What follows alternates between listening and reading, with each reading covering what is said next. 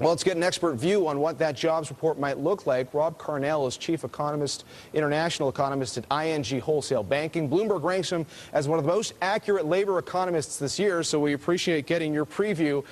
We can tell you, obviously, as you know, Rob, the expectations on the street is for a 325,000 number. Goldman Sachs looking for a number of around 250,000. You're right in the middle at 290. Tell us why you have that number expectation.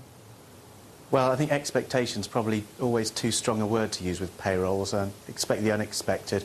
It's a figure. We have to make a forecast. That's the job. But I don't think any economist really likes putting their neck on the line with payrolls.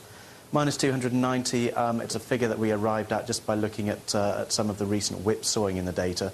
To us, it looks like there's been some fairly bad seasonal adjustment going on. You know, having had back in May, a sort of fairly good-looking figure, and then June it looked bad again. The July figure, we think, will just drift back towards something. The trend is clearly for an improvement, and 290 is just a number we kind of arrived at. Doesn't surprise me that we're not a million miles away from consensus and not that far away from the Goldman's number, frankly. And if we talk about your expectations for the unemployment rate, that might shed a little bit more light, because you are still expecting, I believe, that we could potentially see that rate get up to the 11.5% level as we move into next year. Is that true? That's right. I mean, let's just think. I know that the unemployment rate isn't calculated off the payrolls numbers, but assuming that the household survey shows a similar sort of ongoing decline, 300,000 or 400,000 for months to come. That means we're going to see the unemployment rate continuing to ratchet higher, and in some months ratcheting quite rapidly higher.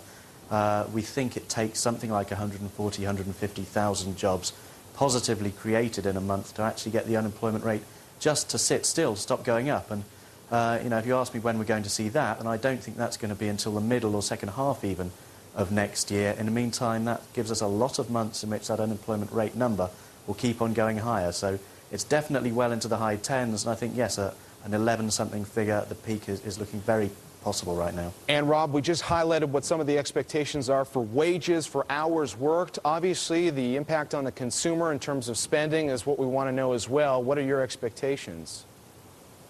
Well, consumer spending is going to remain very, very weak. The only thing that can really help that to do anything other than post a negative figure when you look at the you know, what's actually happening to wages growth and employment, the two fundamental inputs in any kind of calculation of consumer spending, is going to be what happens to the fiscal package. How many people get bailed out by that?